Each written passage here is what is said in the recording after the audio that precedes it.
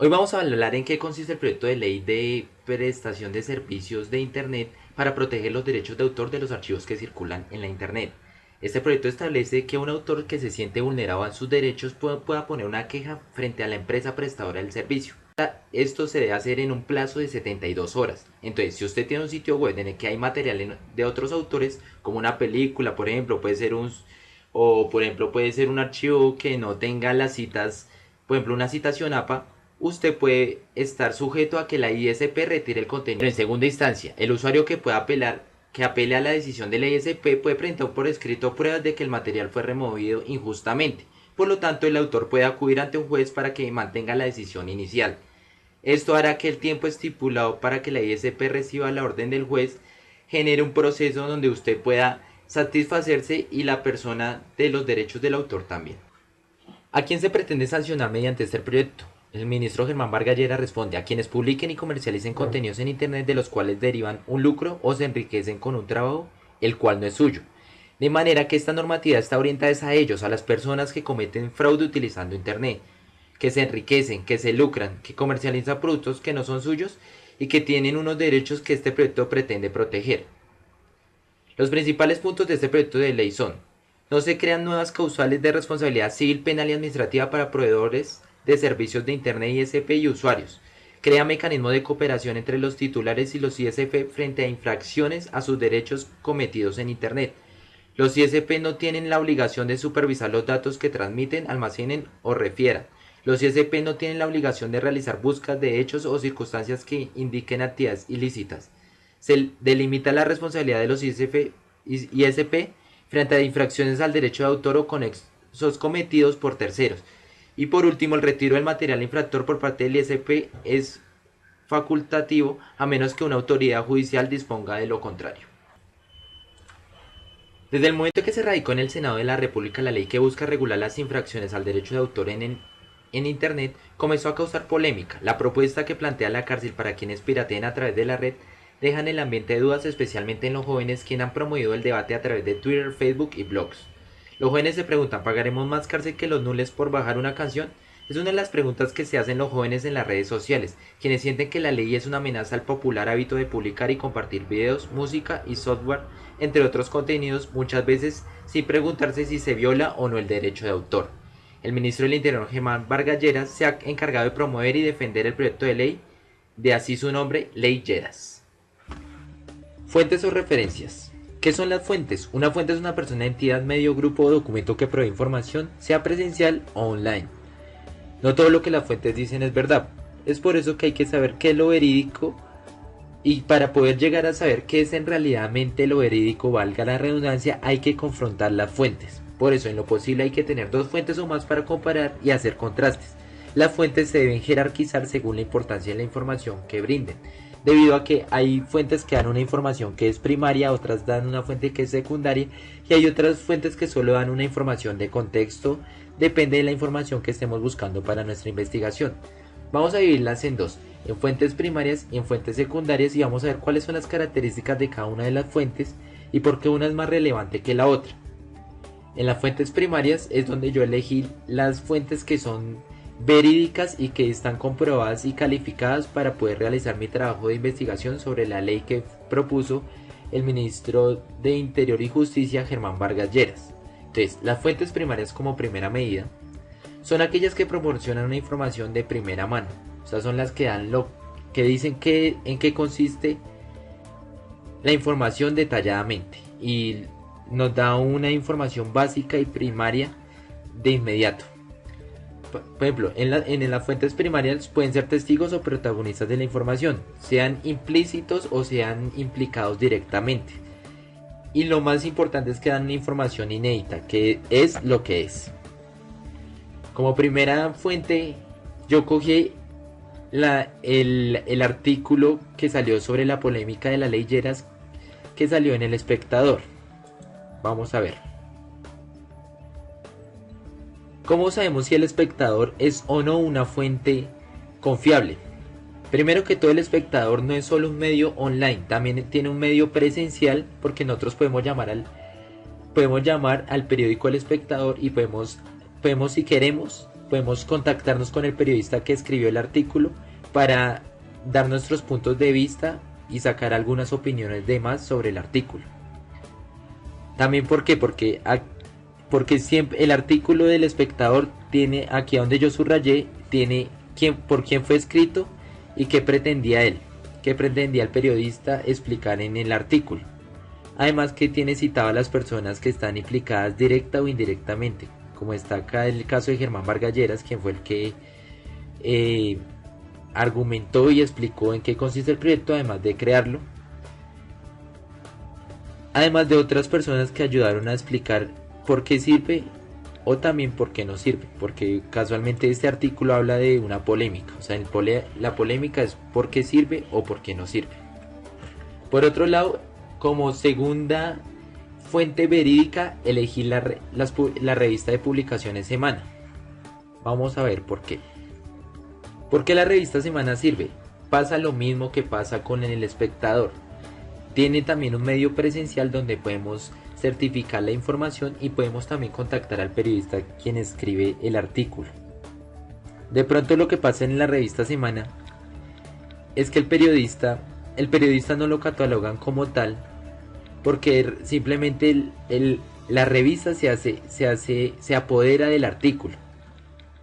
Pero ¿por qué es verídico? Porque para todos es conocido que la revista Semana siempre tiene muy buenas fuentes y que la información queda, aunque sea polémica, aunque sea verdad, siempre va a tratar de buscar todo lo que sea posible para esclarecer los hechos de cada una de las noticias. Igual dentro del directorio de la revista Semana están todos los periodistas que hablan de en qué consiste cada uno de los artículos que son escritos dentro de la revista. Aquí estamos mirando la revista online. Y como último, y como digamos el que dio como el criterio para poder hablar de las ley Lleras, fue lo del Ministerio de Interior y Justicia, quien habla exactamente en qué consiste la ley, porque el artículo que yo trabajo es un artículo que fue creado por Germán Vargas Lleras, quien fue el promotor de la iniciativa. Entonces vamos a ver por qué es confiable y por qué no. Primero que todo, es confiable porque está aprobado por el Ministerio de Interior y Justicia. Segundo que todo, este es un blog que es escrito directamente por Germán Vargas Lleras. Además que cada una de las cosas que explica el blog es de cómo fue creada la ley y cómo él pretende debatirla y defenderla en el primer foro que él realizó para poderla defender el 5 de mayo de 2011. Explica también cuáles son las causas que protege y qué es lo que busca el artículo.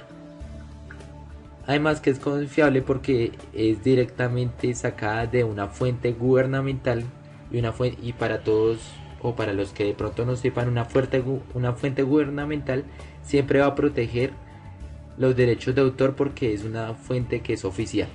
Así de simple se explica esa parte. Bueno. Por otro lado, van las fuentes secundarias, que son las que no son, algunas son un poco confiables, otras no son nada confiables y otras de pronto nos van a dar una información que de pronto, así esté perfecta, de pronto no está bien citada. Entonces, las fuentes secundarias se basan en fuentes primarias pero no tienen acceso directo a la información. Por lo general son análisis e interpretaciones y a veces solo recopilan información dada por fuentes primarias. Entonces, las fuentes no confiables, dentro de las fuentes que yo quise descartar está la fiscalía.com, que es la que voy a explicar, al 1040, que habla de que es la ley CINDE, que es una ley que se creó muy parecida a la ley Lleras, pero esta es en España, sino que no es confiable simplemente porque está en al 1040, es un blog donde se generan artículos de opinión que no evidencian como la veracidad de la información. Sería diferente que fuera en el país de España o algo así.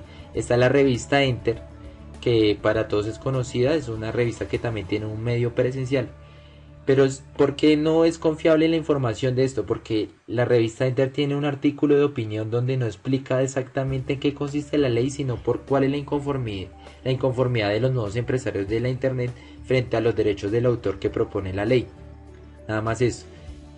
La otra es Dragon Jar, o sea, es decir, esta es como la que menos confiable, igual que Red para Todos, porque simplemente son, por ejemplo, Dragon Jar es solo un collage de información de otras fuentes que no generan como una veracidad, porque lo más importante es que no hay ni uno de los videos que está expuesto en esta página o en este artículo de la página tiene una cita que esté aprobada por APA o por Incontec. Entonces eso genera que la información pudo ser también inventada.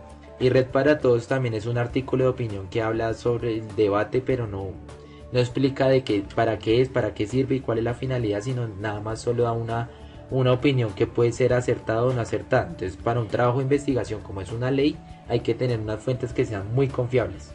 Por eso yo le puse en esta parte que son fuentes no confiables. Entonces vamos a explicar en qué consiste lo de la fiscalía.com. La fiscalía.com simplemente no es una fuente confiable porque primero que todo no tiene alguien que la escribió, no hay un autor explícito que diga yo escribí esto, yo puedo defenderlo. Por otro lado, es un collage de información de otras. Por ejemplo, si ven este video de YouTube que dice Acta Leyeras, este video en ningún lado sale una cita que diga que el video está expuesto ahí para que la gente lo busque, solo está expuesto ahí. Por otro lado, es solo una página que es un artículo de opinión donde quieren explicar en qué consiste.